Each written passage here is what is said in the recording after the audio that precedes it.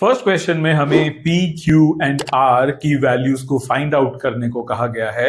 मगर क्यों? Now when you will balance this equation तो A ऑप्शन एप्ट रहेगा। क्या बोला तूने? ओके, सो नेक्स्ट क्वेश्चन में हमें कॉलम 1 एंड कॉलम 2 को मैच करना है। इस क्वेश्चन का करेक्ट आंसर बी ऑप्शन होगा, क्योंकि हम जानते हैं कि एल्यूमिनियम एक एम्फोटेरिक ऑक्साइड है। अच्छा। गैलियम एक ऐसा मेटल है जो हमारे पाम में मेल्ट कर जाता है। ठीक है। मैग्नीशियम एक ऐसा मेटल है जो नाइट्रिक एसिड के साथ रिएक्ट करता है। समझ गया। और सिल्वर मेटल हाइड्रोजन गैस से लेस रिएक्टिव है, सो इसलिए एसिड्स में सिल्वर हाइड्रोजन को डिस्प्लेस नहीं कर पाता है। तो उससे मेरा क्या फायदा? इस क्वेश्चन में बल्ब ग्लो नहीं कर रहा है। क्यों?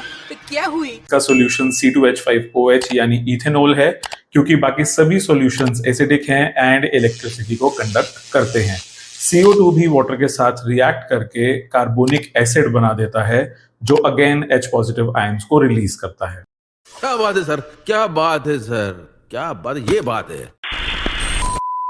Now this question is very interesting. ध्यान से इस क्वेश्चन की कंडीशन समझो। ए एक ऐसा एक्वस सॉल्यूशन है जो फिनोल्फथलीन सॉल्यूशन के साथ पिंक कलर इंपार्ट करता है, मतलब ए बेस हुआ। बात तो सही है। बट जब इसी सॉल्यूशन में बी सॉल्यूशन ऐड किया गया तो पिंक कलर डिसअपियर हो गया, गायब हो गया, मतलब कि बी एसिड है। कैसा लगा मेरा मजाक? तो इस क्वेश्चन का correct answer undoubtedly option C होगा, क्योंकि वो इस क्वेश्चन की सभी कंडीशंस को फुलफिल कर रहा है। Now fifth question, when 50 grams of lead powder is added to 300 ml of blue copper sulfate solution, after a few hours the solution becomes colorless.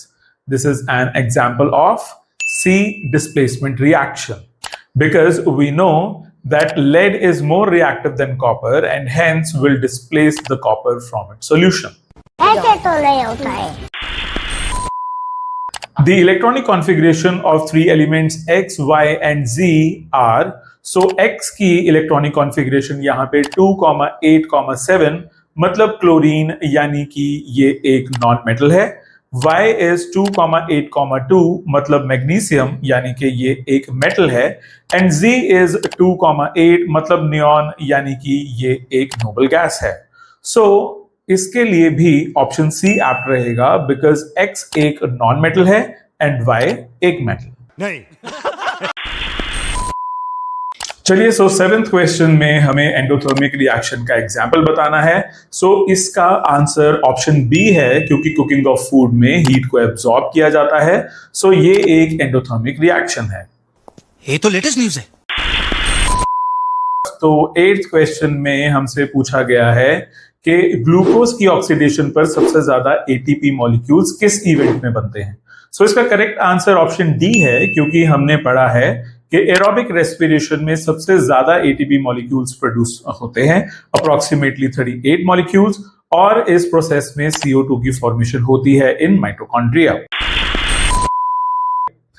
Okay, so ninth question में हमसे पूछा है कि इनमें से कौन सी स्टेज में हमारी पूरी बॉडी में ऑक्सीजनेटेड ब्लड पंप किया जाता है। So obviously option B is correct answer here, क्योंकि लेफ्ट वेंट्रिकल से ऑर्टा हमारी पूरी बॉडी में ऑक्सीजनेटेड ब्लड को सर्कुलेट करती है। नहीं, मैं नहीं मानता। Moving on to the next question, cellulose की डाइजेशन के लिए हर्बीवोर्स की कौन सी अडेप्टेशन सबसे ज्यादा हेल्पफुल है। सो हम जानते हैं कि सेलुलोज को डाइजेस्ट करना एक difficult and time consuming task है, जिसे ऑप्शन डी लॉन्गर स्मॉल इंटेस्टिन्स से अचीव किया जा सकता है। नहीं। अब 11th क्वेश्चन में हमें एक कंडीशन दी गई है कि सेरेबेलर डिसफंक्शन यानी कि सेरेबेलम की डिसफंक्शनिंग से एक पेशेंट में क्या दिक्कत आ सकती है। नाउ सिंस वी नो कि सेरेबेलम, जो कि हमारे ब्रेन का सबसे लास्ट पार्ट है और हमारे पोस्चर एंड इक्विलिब्रियम मेंटेन करने का काम आता है, तो इसकी डिसफंक्शनिंग की वजह से पॉस्चर एंड बैलेंस में प्रॉब्लम आ सकती है। सो इसका correct answer C, posture and balance है। Now this question is very interesting. क्या आपको पता है कि कुछ स्नेल्स अपनी life as a male start करते हैं एंड मैच्योर होते होते फीमेल बन जाते हैं। अब इसका रीजन क्या है? रीजन सिंपल है कि स्नेल्स में सेक्स जेनेटिकली डिटरमिन्ड नहीं होता है, वो एज या एनवायरमेंट के साथ बदल जाता है। Now in this following case, a ray is incident on a concave mirror, in which case is the angle of incidence equal to 0, यानी कि एंगल 0 concave mirror पर कब होगा? अब देखो, ऐसा तो तभी पॉसिबल है अगर incident ray centre of curvature से पास थ्रू करे और ऑब्लिकली मिरर को हिट करे, कुछ इस तरीके से। मतलब ऑप्शन बी इज करेक्ट है।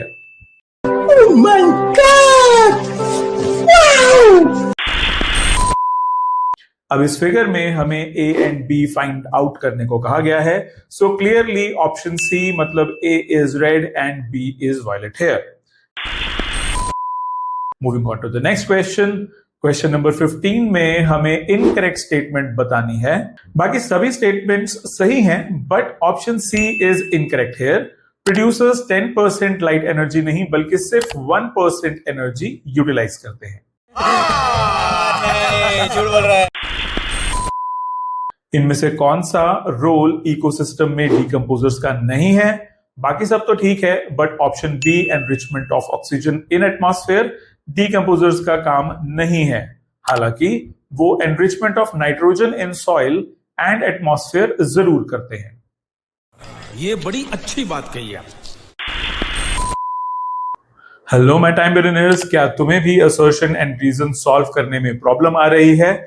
ऐसे में चांसेस हैं कि तुम भी कुछ कॉमन मिस्टेक्स कर रहे हो जो मेरे एक्सपीरियंस में 10th स्टैंडर्ड के 98% स्टूडेंट्स करते हैं। इन मिस्टेक्स को जानना है तो स्क्रीन पर ये वीडियो है, इसे क्लिक करो। I will see you in this video.